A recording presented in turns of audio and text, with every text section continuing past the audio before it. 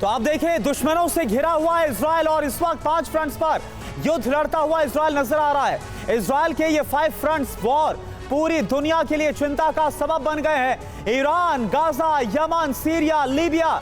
Israel इस बार अपने सभी दुश्मनों को निपटाने की रणनीति पर काम करता हुआ नजर आ रहा है। इजराइल एक ही झटके में अपने दुश्मनों का सफाया करने में जुटा हुआ है।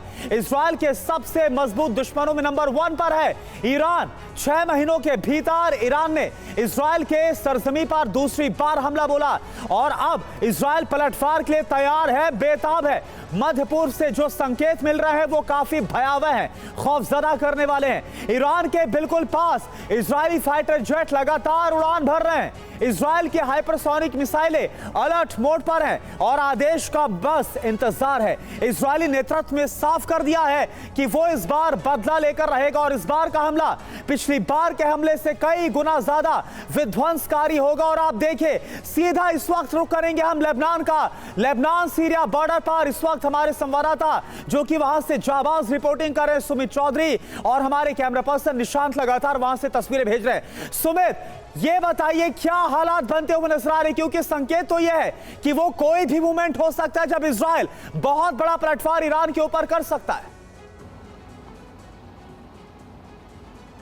देखिए बिल्कुल, क्योंकि कहा जा रहा है कि इजराइल का फोकस सिर्फ और सिर्फ इस समय 2 इंपॉर्टेंट जगहों पर है। उसका फोकस अब हमास की जगह ज़्यादा फोकस हिजबुल्लाह और दूसरा सबसे बड़ा फोकस हो चुका है ईरान के ऊपर। अगर आप देखें कि क्योंकि मैं आज सुबह लगातार सीरिया और लेबनान बॉर्डर पर रिपोर्ट कर रहा था, तब मैंने वहाँ पर देखा कि इजराइल ने जो मेन हाईवेज हैं, जो मेन चेक पोस्ट हैं, जहाँ से लगातार करीबन 10 दिनों के अंदर 5 लाख से ज़्यादा लेबनान के लोग सीरिया जा चुके हैं, पलायन कर चुके हैं, उसी हाईवे को टारगेट कर दिया, पूरी तरीके से बर्बाद कर दिया। अब वहां पर कोई गाड़ी नहीं लेकर जा सकता, कोई मूवमेंट नहीं हो सकती, पैदल जरूर लोग जा रहे हैं लेकिन कोई बड़ी रसद की मूवमेंट नहीं हो सकती। तो इजराइल का फोकस बिल्कुल क्लियर है करुणा। इजराइल अब ये चाहता है कि जो मूवमेंट है वो हिजबुल्लाह की रिस्ट्रिक्ट कर दी जाए, जो रसद साजो सामान ईरान की तरफ से मिलता था वाया सीरिया वो रोक दिया जाए।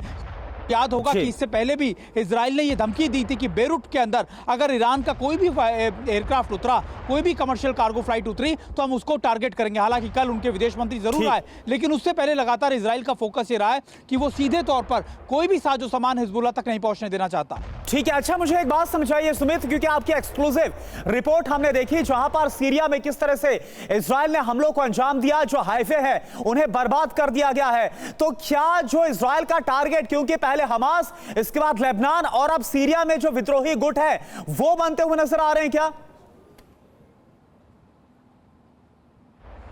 करना उनका पूरा टारगेट लेबनान नहीं है। लेबनान को आप मानिए कि south Lebanon, north Lebanon, Beirut के आसपास के इलाके, उनका फोकस है साउथ लेबनान के साथ साथ बेरूट के आसपास जो धाइया इलाका है, जिसे आप एपीसेंटर कहते हैं, जिसे लगातार कमांड एंड कंट्रोल सेंटर कहते हैं हिजबुल्लाह के, जहां सारे बड़े कमांडर्स रहते हैं, वो है उसका मेन टारगेट। और अगर आप चीज में जाने से पहले सबसे पहले जो पास के खतरे हैं, जो निश्चित तौर पर आप कह सकते हैं कि उसके बिल्कुल नेबरहुड के अंदर हैं, उनको सबसे पहले हैंडल करना चाहता है इजराइल, क्योंकि उसको पता है कि अगर वो लॉन्ग ऑपरेशंस के लिए गया, जहां पर उसके फाइटर एयरक्राफ्ट मूव करेंगे, जहां पर उनके ड्रोन्स मूव करेंगे, जहां वो एयर स्ट्राइक्स कर सकेंगे, वो है ईरान, वो है हूती। तो अगर अपने बाकी के दुश्मनों तक जाना है तो निश्चित तौर पर अपने आसपास के दुश्मनों को सबसे पहले न्यूट्रलाइज करना पड़ेगा। इसलिए उसका फोकस इस समय ज्यादातर हिजबुल्लाह के ऊपर है, उनकी रसद पर है, उनके कमांड कंट्रोल सेंटर पर है। और अब ऐसा इजराइल कर भी रहा है। उसने पिछले 24 घंटे में दाहिया में करीबन सैकड़ों अटैक किए हैं। आज सुबह कई बार अटैक किए गए, उनके बड़े कमांडर्स को मार दिया गया, यहां तक कि जो उत्तराधिकारी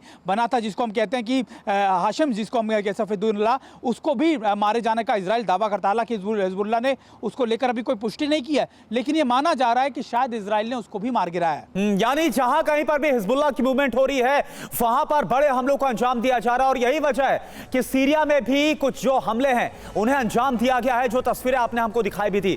और इस बीच बने रहिए आप हमारे साथ सुमित, एक और बड़ी खबर का हम रुख कर रहे हैं। मध्य पूर्व में महायुद्ध का काउंटडाउन शुरू हो गया है, बड़े युद्ध की घंटी बज चुकी है। ईरान और इजराइल के बीच कभी भी आमने सामने की जंग शुरू हो सकती है, और अगर ऐसा हुआ तो पूरा मध्य पूर्व यानी मिडिल ईस्ट वॉर जोन में तब्दील हो जाएगा। यह जंग सिर्फ 2 देशों के बीच की जंग नहीं रह जाएगी, बल्कि दुनिया के और भी कई देशों को को इस युद्ध में कूदना पड़ेगा।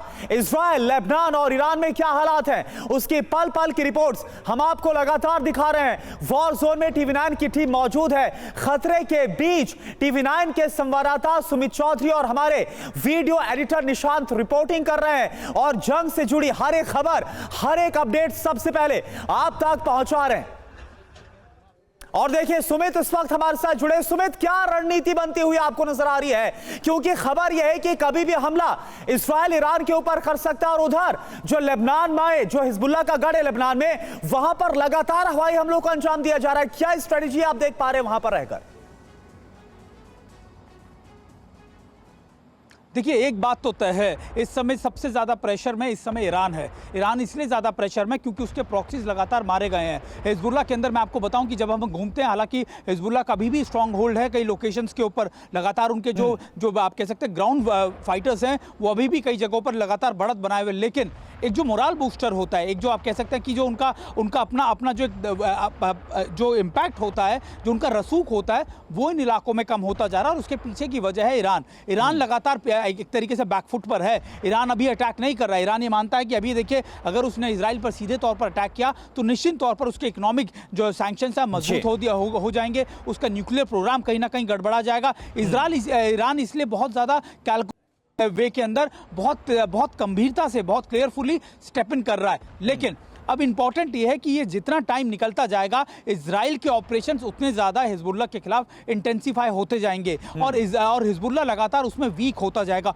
उसकी पकड़ यहाँ मजबूत वीक होती जाएगी। और यही इजराइल चाहता है कि वो इस समय इस पूरे ऑपरेशन को ज़्यादा वक्त ना दे और कम से कम दहिया को तो ऐसा ही कर दे जैसा उसने गाजा के अंदर किया है।